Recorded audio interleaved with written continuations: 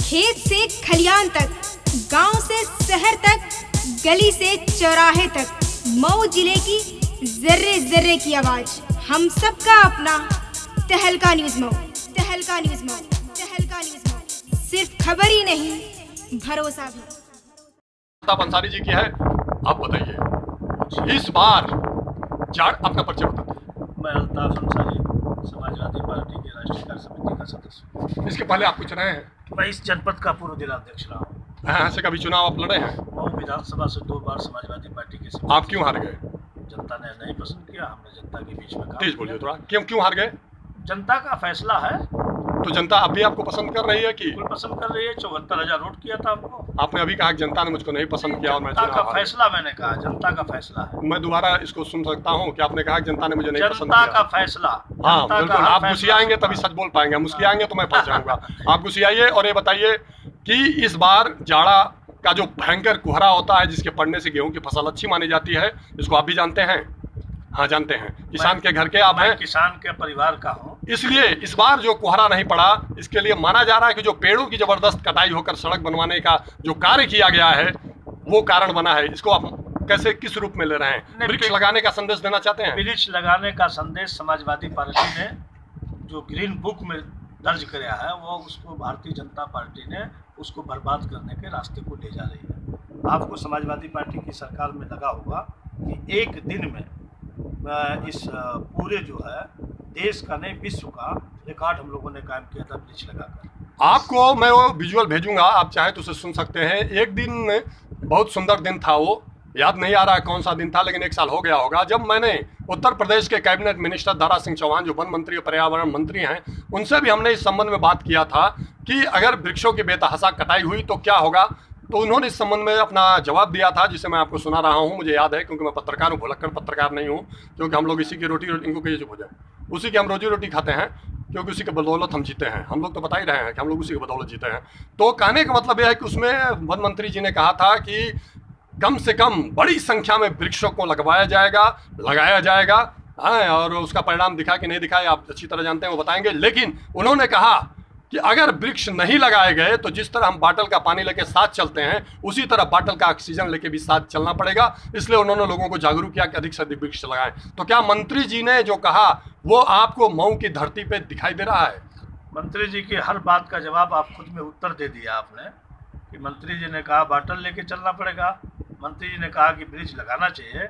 मगर मंत्री जी वन मंत्री रहते हुए आज तक कहीं आपने जनपद में और अपनी कॉन्स्टिट्यूंसी में कहीं वन मंत्रालय के रूप में कहीं कुछ दिखाई, अगर आपको हमको दिखाई दिया होगा तो जनता उसका उत्तर आपको फेसबुक पर लाइव पर कमेंट और उस पर करके बता देगी। नहीं, वन मंत्री दारा सिंह चौहान ने लोगों को मेरे प्रश्नों का जवाब देते हुए, जागरूक करते हुए कहा कि किसी भी कार्य, विकास और विश्वास के लिए जनता को आगे आना होगा, क्योंकि जनता जब तक कार्यों के प्रति समर्पित नहीं होगी, वो अपनी जिम्मेदारियों को नहीं समझेगी, तब तक न देश का विकास होगा, न राष्ट्र का विकास होगा, न प्रदेश का विकास होगा, न गांव का विकास होगा, न परिवार का विकास होगा। इस संबंध में मंत्री जी ने कहा था कि लोग जागरूकता लाएं, नहीं तो संकट सबके साथ उत्पन्न हो सकता है। जनता के बीच में जागरूकता है, जनता पेड़ पौधे लगाना चाहती है। उत्तर प्रदेश की सरकार पेड़ पौधों को लगातार निरंतर कटवाना चाहती है। मंत्री जी ने जिन बातों को कहा है उस पर आप खुद समझ सकते हैं कि भारतीय जनता पार्टी की राजनीति करते हैं। सबका साथ सबका विकास का उनका नारा है। सबका साथ सबका विकास, आपको सब कुछ दिखाई दे रहा है उत्तर प्रदेश में। देश के पैमाने पर आपको कुछ पता की भावना है और हम उनकी भावना का कदर करेंगे। मगर देश में जो बड़ी ताकतों से लड़ने के लिए अगर राजनीतिक दल अगर कोई बड़ा फैसला लेती है तो हम समाजवादी, आप हृदय से स्वीकार कर रहे हैं कि आपने कभी भी ईश्वर से प्रार्थना नहीं किया कि सपा की सीट हो? नहीं, हमारी इच्छा है कि सपा की सीट नहीं हो। हमारी इच्छा है कि मैं इस देश की लोकसभा में चला जाऊं। मगर राजनीतिक दल का होने का, एक कार्यकर्ता होने के नाते लोकसभा को मेरा एक नैतिक धर्म है कि जो हमारी पार्टी ने फैसला किया मैं उसका स्वीकार करूं। बस आपसे सिर्फ आखिरी सवाल जी, सपा और सांसद और विधायक के बीच जो 9 मिनट का जूता पैजार हुआ, जिसे पूरा देश देखा, पूरा विश्व देख करके खुश हुआ कि भारत में अभी भी चरित्र जिंदा है, भाजपा जिस अच्छे व्यवहार संस्कार का दावा करता है, उसी भाजपा के सांसद और विधायक आपस में इतना सुंदर कार्यक्रम किए जिसको देख करके लोग दुखी भी हुए, अच्छे लोग दुखी हुए और मजा लेने वाले मजा ले रहे हैं। इस संबंध में आप मजा लेंगे कि दुखी होंगे? नहीं, ना मैं मजा ले सकता हूँ ना दुखी हो सकता हूँ।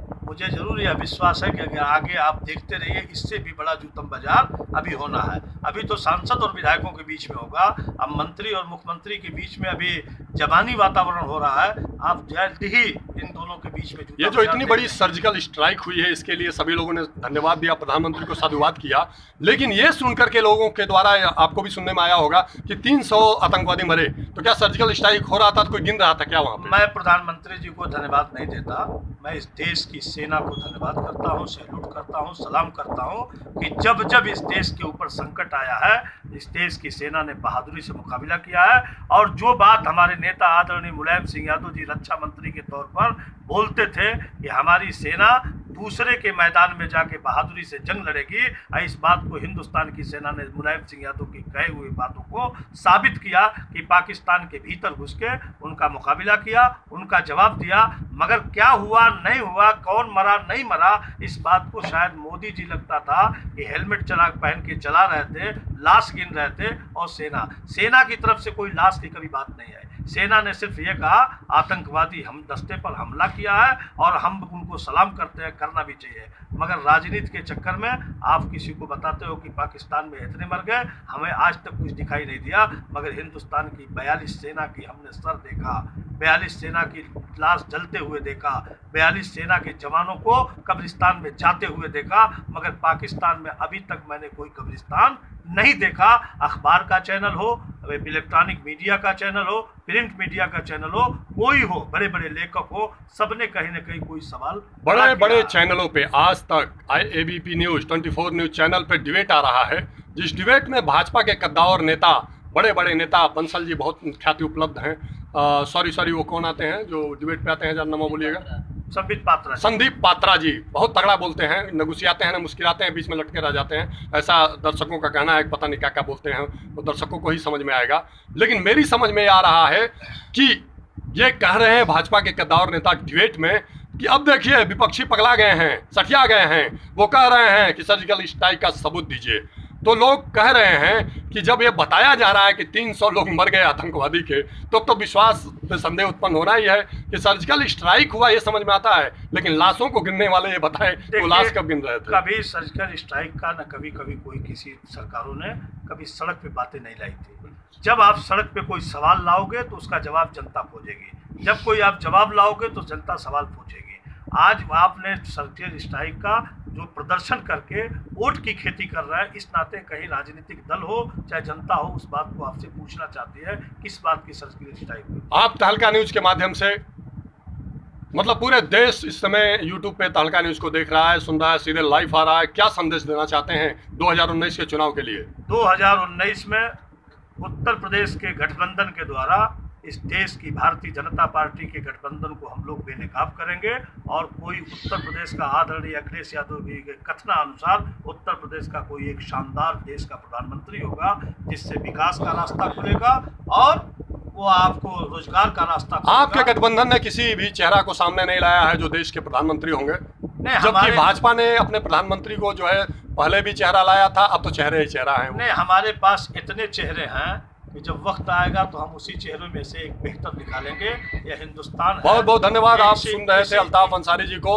अल्ताफ अंसारी जी इस चैनल के सबसे लोकप्रिय ख्याति उपलब्ध चैनल के चीफ एडिटर अरुण कुमार सिंह भीमा जी भी आपको बहुत बहुत साधुवाद दे रहे हैं।